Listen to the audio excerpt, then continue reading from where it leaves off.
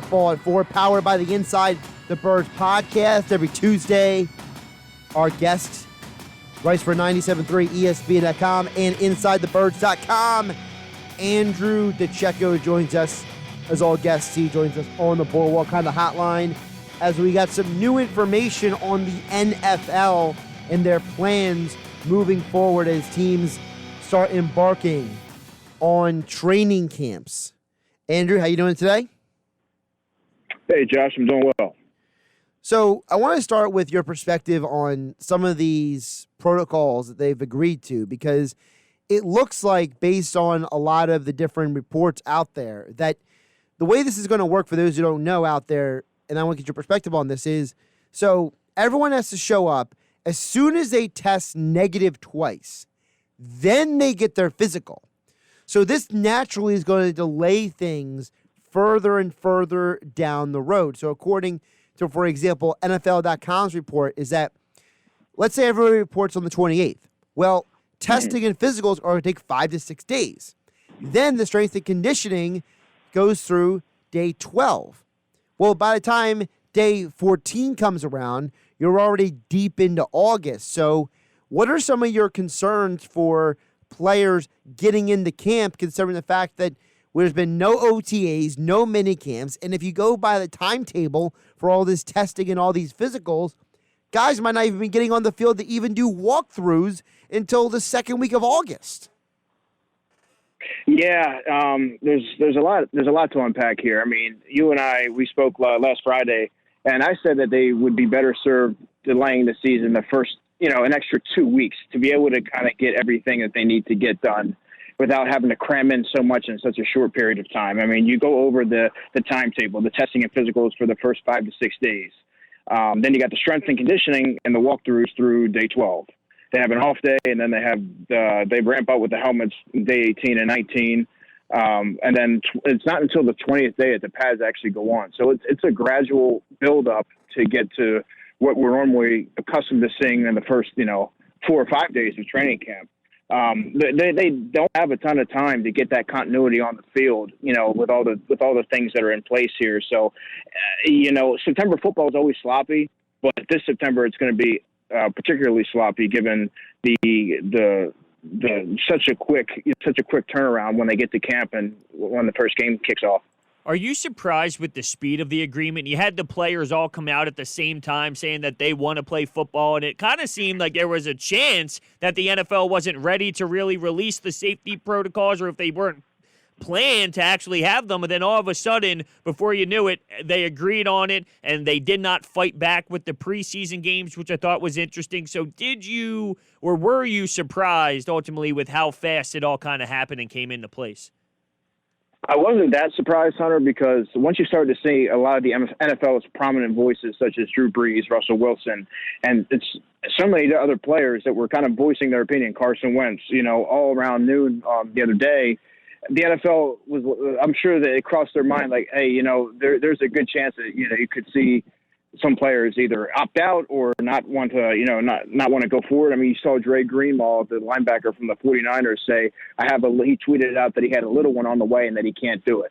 There's a lot of concerns there. And I think the NFL saw that and said, you know what, these guys aren't playing around. We really do need to get this into gear. And I think, it kind of crept up on them very quickly. And they had to come up with the protocol here to keep this thing moving forward.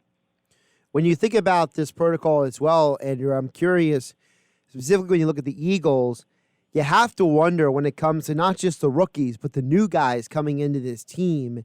You have a lot of guys who are behind on what Doug Peterson calls, work on the field, work on the grass, getting grass that work time, in. Yeah, grass time, that's the word. And I just got to wonder, the Eagles aren't the only one. I mean, the Redskins have an entirely new coaching staff there. The Giants have a new coaching staff. Giants, the Cowboys have a new head coach, a new defensive coordinator, even though Kellen Moore same. So it's not just the Eagles. The entire NFC East, they're all basically behind right now. Yeah, I think I said this last month when I was speaking to Mike. The Eagles actually, when you look at the NFC East as a whole, they have the biggest edge as far as getting ahead of the curve. When you look at what the Washington Redskins or the Washington football team and the Dallas Cowboys and the New York Giants. What they all have to kind of move past, getting accustomed to a new coaching staff and establishing that culture. And there's a lot of new players, obviously, that need to get on the same page. The Eagles do have, they have their coaching staffs in place. Yes, they do have a number of offensive minds that are going to bring a lot of ideas to the table. But for the most part, the nucleus is there. You have Carson Wentz back; he's healthy. You have Miles Sanders back. You got the tight ends, and you have the pieces in place to kind of. It's going to be sloppy moving forward in September, but the Eagles have the veteran presence in that locker room, and to kind of capitalize off what they built on last season. After seeing that the NBA had 0 positive tests and the NHL only had 2 positive tests, does that give you optimism that the NFL could figure out a way to do this? The difference is they're not going to be in the bubble like these 2 leagues are doing. Yeah, I think I just saw something that the NFL had 95 positive tests, positive COVID tests. But, yes, the NBA is able to pull it off because of they're able to implement the bubble concept with having such a small roster. I believe there's only 25 players or so, and nobody comes in and nobody goes out of that bubble, and there's no traveling that's involved. The NFL has it takes upwards of probably about 150 people just to get a game off on a Sunday. When you look at the rosters, some of the practice squad guys are on the sideline during the on home games. You have the medical staff and the coaching staff and everything like that, and not to mention the production crew. So when you look at that, they wouldn't be able to. It's physically impossible for them to implement a bubble concept. But it's going to pull that off because the NFL is a different beast in that. It's an 11-man huddle. You're hitting and tackling guys for an hour straight. There's a lot of sweat and blood that's kind of transmitted throughout the course of the game, and those type of things it's hard to look past when you're looking at the virus and how to control it.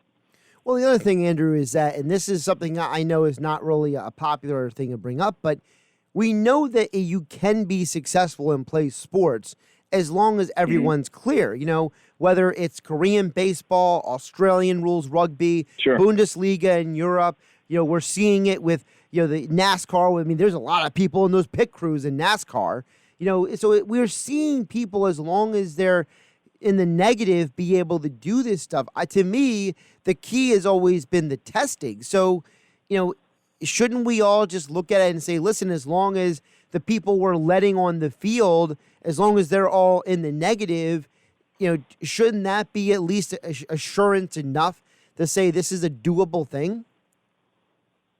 Yeah, I mean, you could certainly say that, and I think that when you look at the frequency of the testing, test these guys. I believe Jeff said it yesterday. Test them as much as they want to ensure that everyone that's on the field and in that locker room is healthy. And I think if you do that and you abide by the protocols that are set in stone, you should be able to get it off. Now it's still a slippery slope, with the NFL in terms of. Like I said, it's different from any other. It's unique in any of the when you compare it to any of the other sports. In that you're pretty much you're on top of each other, hitting each other for an hour long, and things can get easily transmitted that way. But I think that if they stay on top of the protocol and do it as frequently as possible, those are ways to kind of mitigate that. Andrew DiCecco joining us here on the Boardwalk on the hotline on 97.3 ESPN. Make sure you follow him on Twitter at @DiCecco NFL. Football at 4, powered by the Inside the Birds podcast. So, Andrew, with everything we know right now, I kind of want to reappropriate a question to you that we talked about on Friday, which was what happens to these Eagles players? Because let's say there is no preseason game. This has to directly impact certain players because, let's be realistic, a lot of those preseason games have a direct impact on who makes these rosters. Yeah, exactly. And when you look at what's already has happened, you've seen 3 players in the past day or so that's gotten released. Khalil Tate, who was a former quarterback at University of Arizona that the Eagles were going to convert to a wide receiver. He never made it. Obviously, didn't make it to training camp, and he would have been a long shot as it is. but he would have been an interesting practice player. And then today you saw, I believe, a half hour ago or so, Keegan Render, the center, and Trevor Williams, the corner from Penn State, who I thought might have gotten a decent look this summer as, maybe be one of the final roster cuts. He's no longer there either. So I think you're starting to see teams trim down the roster in anticipation of downsizing. And, not just that, when you look at the back end of the roster guys that do ultimately stay on for training camp, the Mike Warrens, the Elijah Holyfields, and the rookies like Quez Watkins and John Hightower, their reps are going to be so minimal, Josh, that they have to capitalize on every single one. With no preseason games, they have to almost be perfect in practice. They have to be assertive in the meeting rooms. They have to really, really catch the coach's eye to have a fair opportunity to make the roster, because they're not going to have these games to showcase their talents. So they're going to have to impress from a mental standpoint. They're going to have to impress, by correcting their errors on the practice field on their next rep, because they may only get a handful of reps a day. So these are all things to keep in mind when you're assessing these back end of the roster guys. Like they always have an uphill battle to make a roster every summer, but now more so than ever, it's going to be more challenging to kind of find these diamonds in the rough.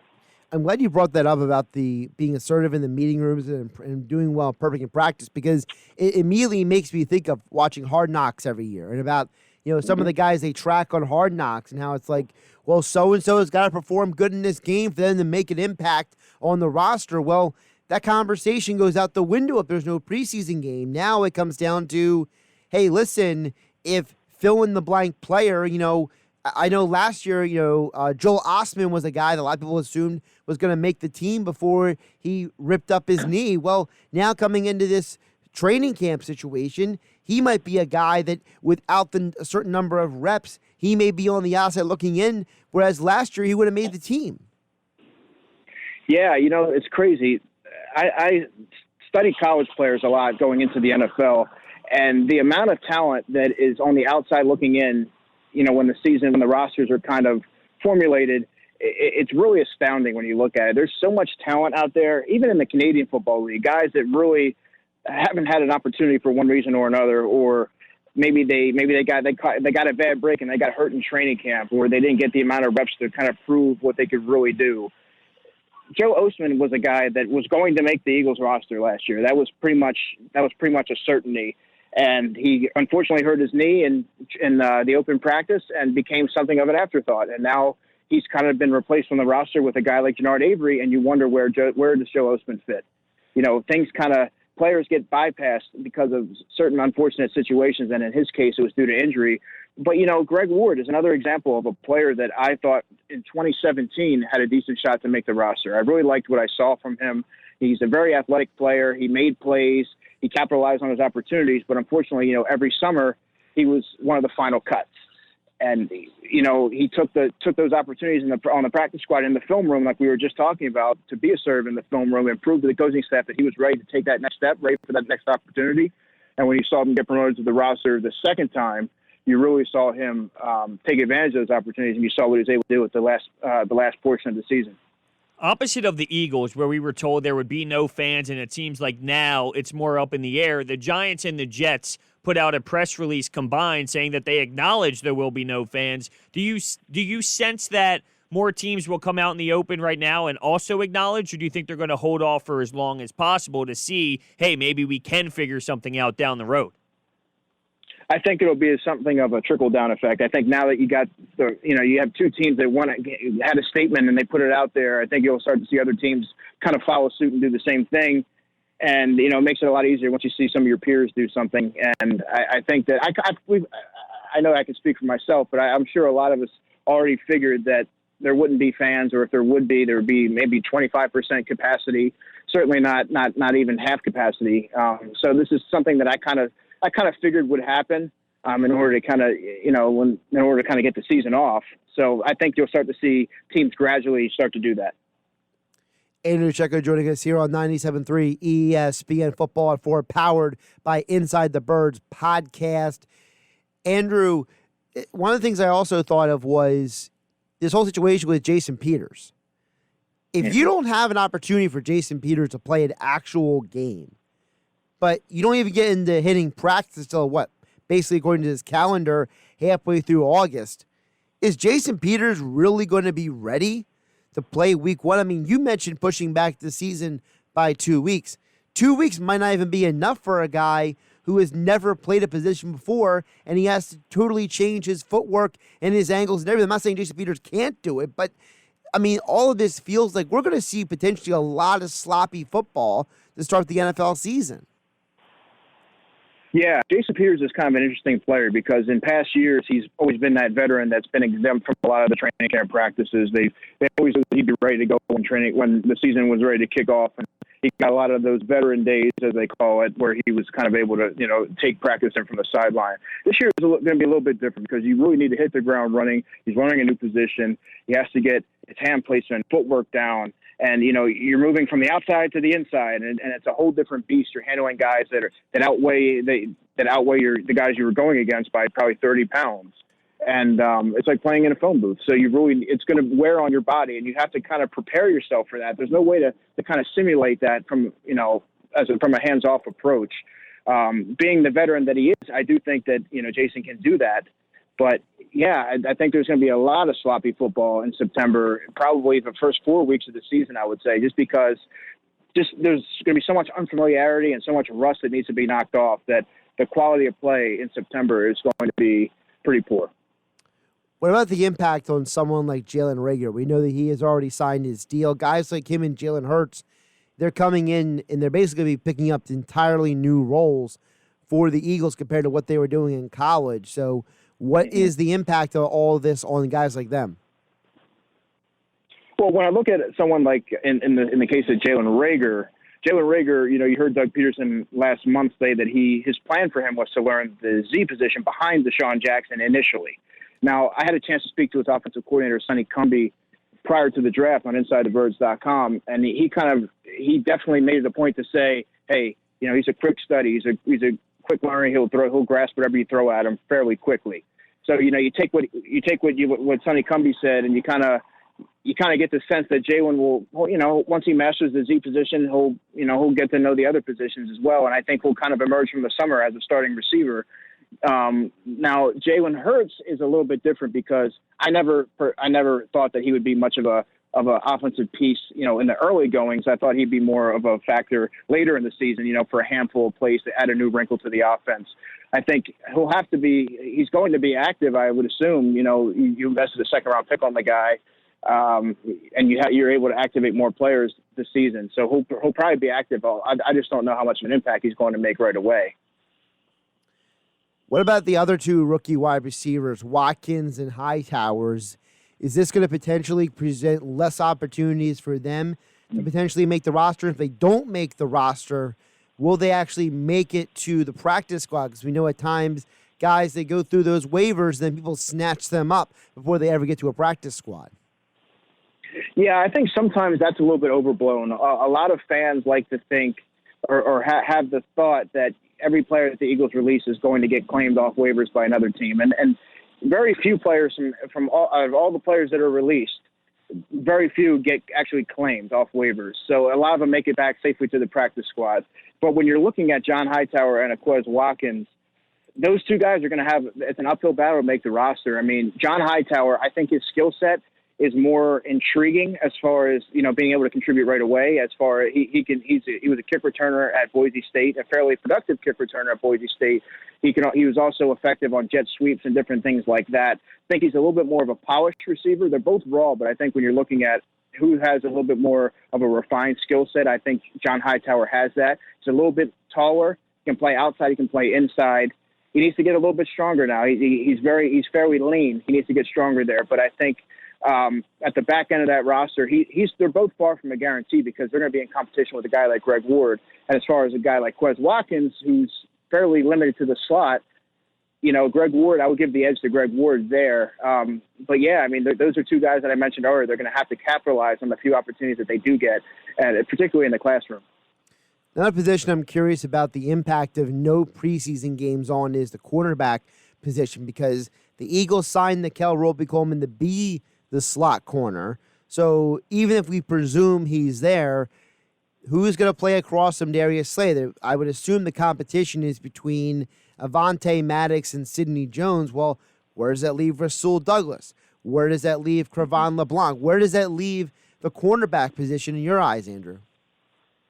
Well, it's still early, but the way that I view things, Josh, is I see them wanting Sidney Jones to win that second cornerback spot so that they can use Avonte Maddox to be a movable, positionless defensive back. So you can move him and, he can play outside, he can play inside in the slot, he can play safety like he did as a rookie. He can do all these different things, and I think it gives Jim Schwartz versatility in that area. So I think in a perfect scenario, Sidney Jones wins that spot. And then you have Cre'Von LeBlanc, who I think will be the backup nickel to Nickel Roby-Coleman. And that's going to leave Rasul Douglas, in my opinion, as a guy that's on the outside looking in, could potentially be a late August trade for another team's back end of the roster player that maybe the Eagles have a higher grade on. But he's far from a lock, I would say. So it's going to be interesting to see how that shakes out.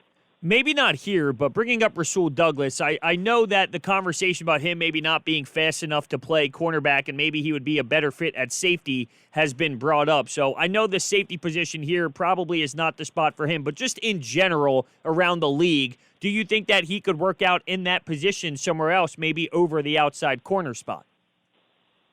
Yeah, I think for a long-term plan for him to be able to sustain a lengthy NFL career, I think the best move for him would be to shift him to safety, where it's not so much, where his lack of long speed won't really be as egregious. He can he has tremendous eye discipline, as you've seen him, make plays on the football when he has been out there, but he just does not have good long speed, good catch, good makeup speed.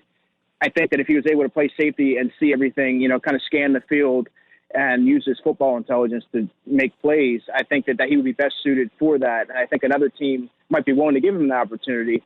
You saw Eric Rowe, who has a similar body type. You saw him thrive in a similar role elsewhere. And I think a player like I would have always made Rasul Douglas a safety. After the first season, after his rookie season, and you saw what you had in him, I kind of thought that he would have been a natural fit at safety. Obviously, they felt that Jalen Mills would have been a better fit at safety. So you kind of wonder, where does Rasul Douglas fit? And I think another team might decide that he might be better served, as a safety. He's Andrew DiCecco. Follow him on Twitter at @DiCecco NFL. Writes for about the Eagles at 97.3 ESPN.com. Also InsideTheBirds.com. Every Tuesday and Friday, football at 4, although he won't be with us this Friday because we have the Sixers game here on 97.3 ESPN. But the Sixers aren't usually on. He will join us on Fridays as well. And as all guests, he appeared here on the Boardwalk Honda Hotline. Andrew, appreciate the time today. Thanks, guys.